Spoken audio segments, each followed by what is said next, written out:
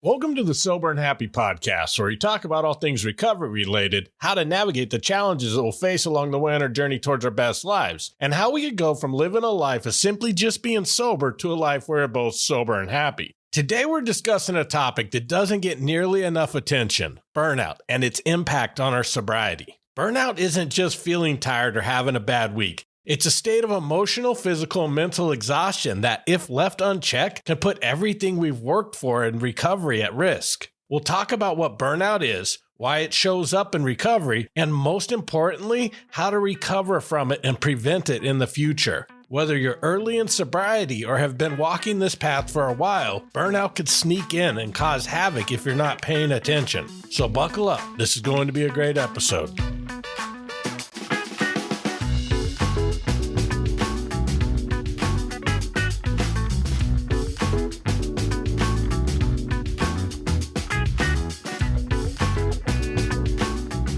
Welcome back.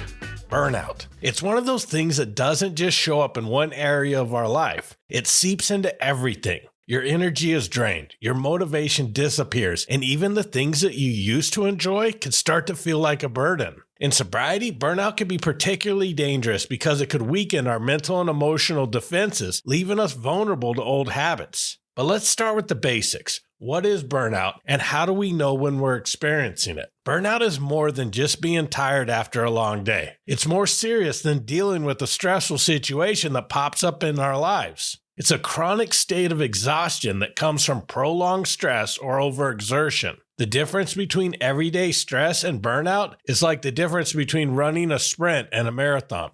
Stress is like running full speed for a short time, but burnout is when you've been running for so long without a break that you don't even realize that you've hit empty. Recognizing this distinction is essential because while stress can sometimes be motivating, burnout is completely draining. It's when even the most minor tasks start to feel impossible and everything starts to blur together into one giant overwhelming mess. Now, burnout could show up in any phase of life, but it's especially common in early sobriety. When we first get sober, we're often dealing with a lot all at once. We're learning how to navigate cravings, manage emotions that we've been numbing for years, repairing relationships, and rebuilding our lives from the ground up. Even simple things like learning how to say no when offered a drink or navigating a company holiday party can be incredibly challenging. It's a lot to take on, and it could leave us feeling overwhelmed before we even realize what's happening. When I think back to my early sobriety, I remember feeling like I had to fix everything all at once. My career, my health, my relationships, all of it. And while that ambition could be a good thing, it also set me up for burnout because I wasn't pacing myself. I wasn't simply giving myself the space to breathe and adjust to all this massive life change. And let's be honest.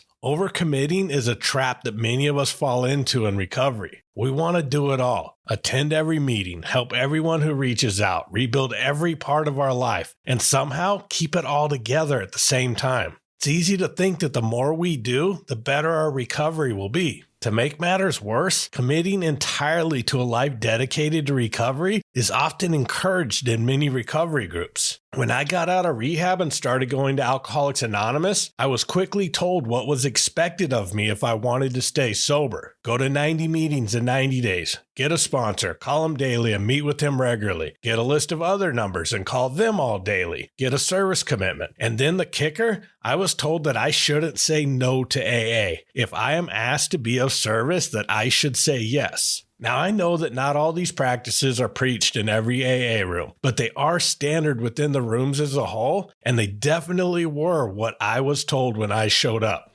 Now, while many of these things could be helpful to some people based on their circumstances, there's a point where taking on too much becomes counterproductive. In my case, my fear of returning to my old life of drinking was so strong that I did everything I was told. I sponsored every guy that asked me. I spoke at every meeting that asked me to speak. I said yes to every person in AA that was moving and needed help. And I took on every service commitment I was nominated for, both in my home group and in the district. Initially, I think the distraction of being busy helped me through the early stages. But here's the thing. I used drinking to avoid emotions and feelings that I'd buried down for so many years. So although I was no longer drinking, I was still leaning on the old habit of avoidance. What I learned, when you're distracting yourself to avoid all uncomfortable emotions, you're less likely to feel the burnout train coming down the track. And although I didn't see it coming, I distinctly remember the day that burnout train ran me right over. I was in a business meeting at my old home group and delivering controversial news that came down the pipeline to me from the district via AA's General Service Office. Many people in my home group were not happy with how I was instructed to gather the group's consensus to report back to the district, and all of their frustration was aimed right at me. As I sat there listening to them continue to take it out on me, everything else that I'd been stuffing down for years by remaining too busy to let it bubble up started coming to the surface. I had been going nonstop for over 5 years through the death of my dad, the loss of my dog, a few failed romantic relationships, and the overall stressors of everyday life. I didn't stop to feel any of it.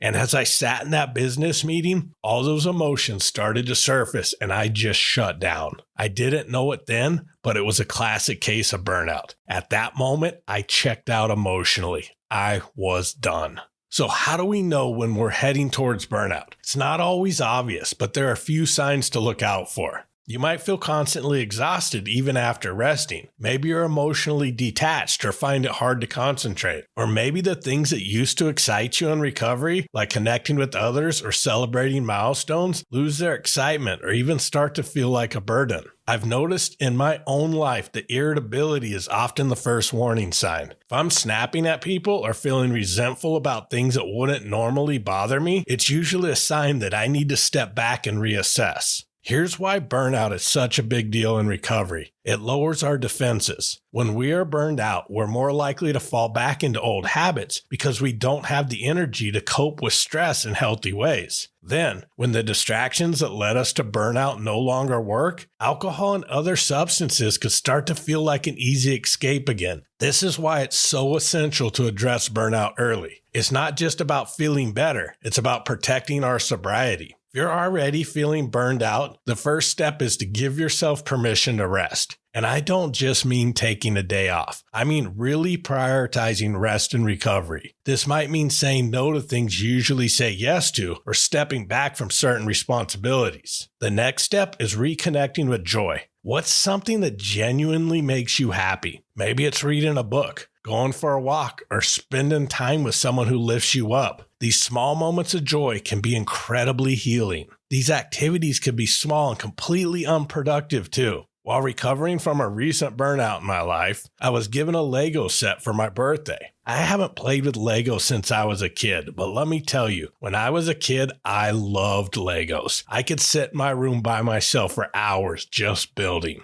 Well, I learned that I never stopped loving Legos. I just stopped playing with them. Here's the cool thing. They're not only fun, but a fantastic stress reliever for me. I could get off a call from work that completely stresses me out, sit down and spend 15 minutes working with the newest Lego set, and it completely relaxes me. It gives me time to pause, process the emotions so they could pass through me, and relax while doing something that I find enjoyable. The moral of the story is that it doesn't matter what it is. Find something that provides you peace and joy and lean into it. If you're feeling burned out, it's also essential not to be afraid to ask for help. Whether it's a friend, your recovery support group, or a therapist, sometimes just talking about how you're feeling can make a big difference. Now, let's shift and talk about prevention. Self-care is one of the most powerful tools for avoiding burnout, but I know it's a term that could feel a little overused. But when I say self-care, I'm talking about the basics. Getting enough sleep, eating food that fuels you, moving your body, and taking time to check in with yourself. For me, journaling has been a huge part of my self-care routine. It's a way to process my feelings and make sense of what's happening in my life. It doesn't have to be fancy. Just putting pen to paper could work wonders.